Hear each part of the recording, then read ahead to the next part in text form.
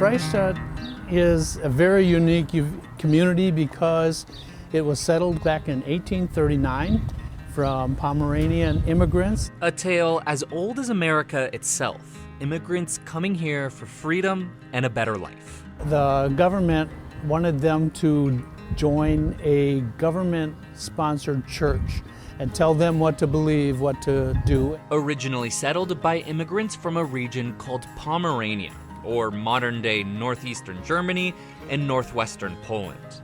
They came to what would later become Mequon to practice Lutheranism the way they wanted to.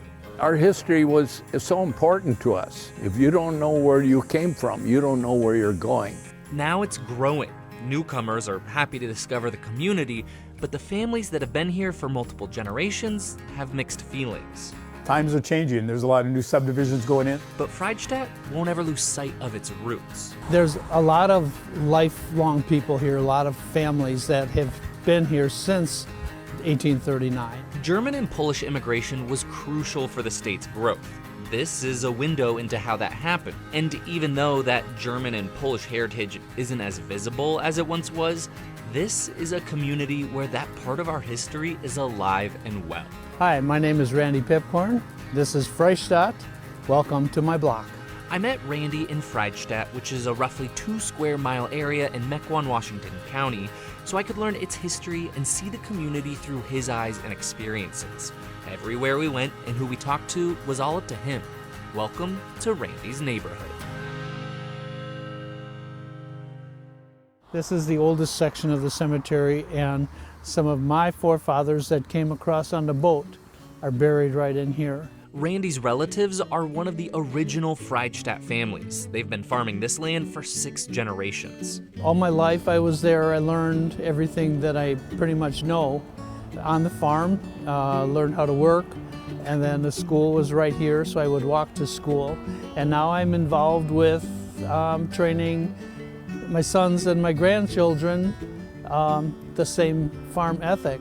It's just home. It's where I belong, it's where I grew up, it's where my heart is.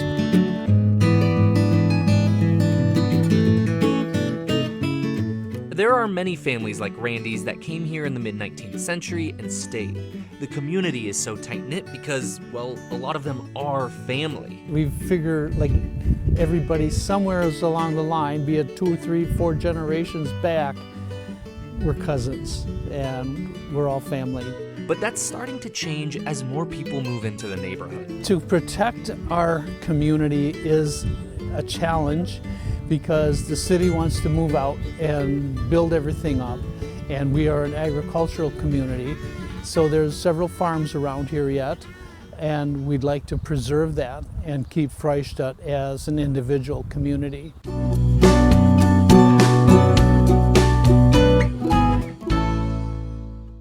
Nowhere is this growth more apparent than at Trinity Lutheran Church, School, and Childcare. Where are we going next? We're going to go to the office of Sam Seefeld, Dr. Sam.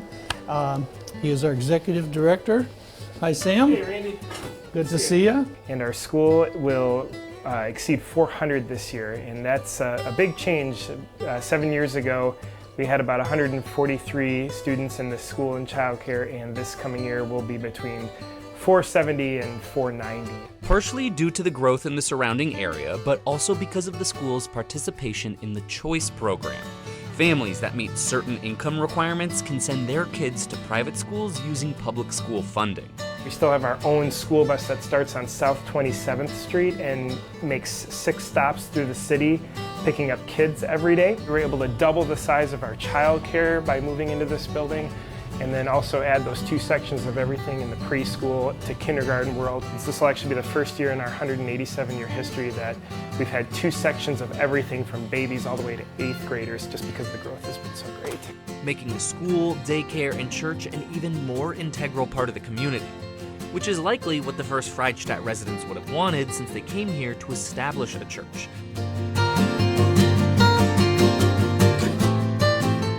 In fact, they built the first Lutheran church in Wisconsin back in 1839. We have a historical grounds which has a replica of the first church, a log cabin. Then they upgraded. Okay, now we're going to go into the church and you can see what the cornerstone of our community is all about.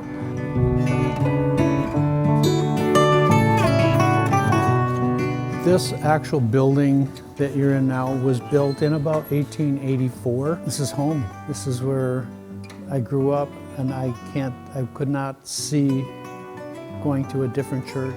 These were the first pastors, dating back to the mid-1800s all the way to the 1950s. Today, the congregation size is about 800 people.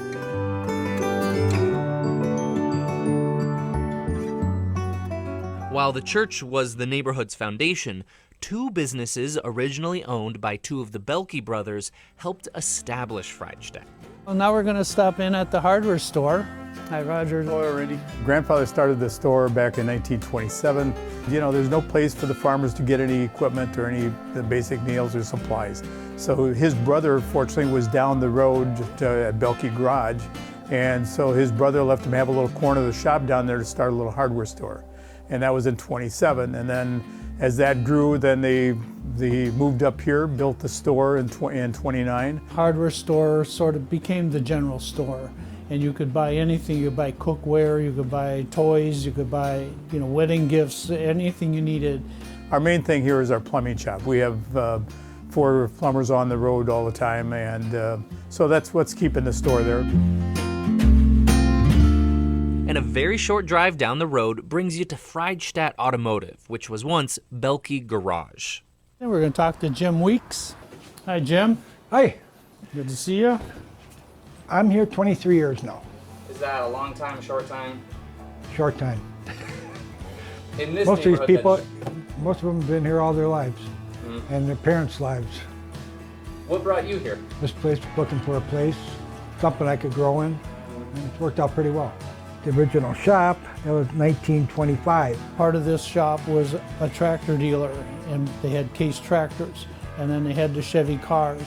So anything you needed for out in your field work, you could modernize all these farms. This all helped the community to grow. We're going to go to the Freistadt Historical Society, and this is part of our church property. And here we got Al Duberfull. Hi, Al. Hello, Randy. How are you? Good seeing Good. you. Another fella purchased the farm, and he sold or gave the log cabin to us.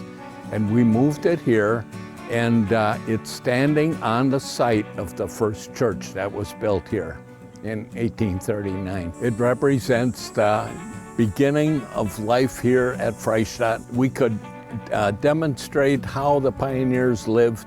It's to give our young people a sense of what our heritage was. Sleep tight meant that you would tighten the ropes so you didn't sag so much. And that you could do every night. It's almost like an amusement park with a chicken coop, smokehouse, woodshed, several other buildings, and a blacksmith shop. When we built a blacksmith shop, but there was no fundraiser.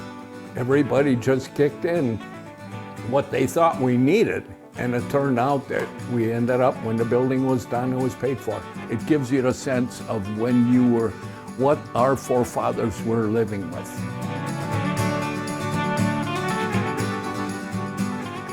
How proud do you think the community is of its Pomeranian heritage? Pomeranian community here is very strong. Not much shows that better than the Alta Kameraden band.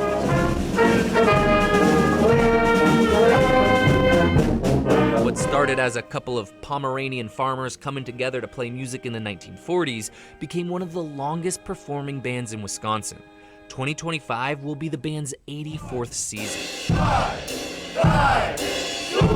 They play at the Lindenwood School Community Center, just a few minutes from Freistadt Road. It was a schoolhouse, now it's devoted to preserving Pomeranian culture.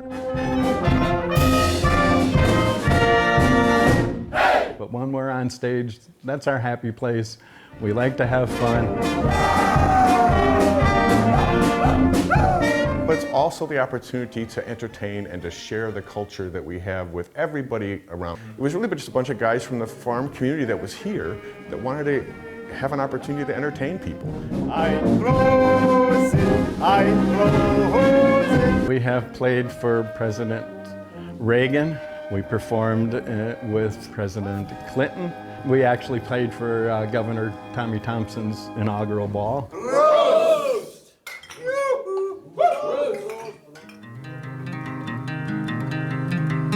Before I left Freistadt, I had one last question for Randy. Is there anything else you'd like to say about your neighborhood? I think everybody should come and experience Freistadt. It's a great community.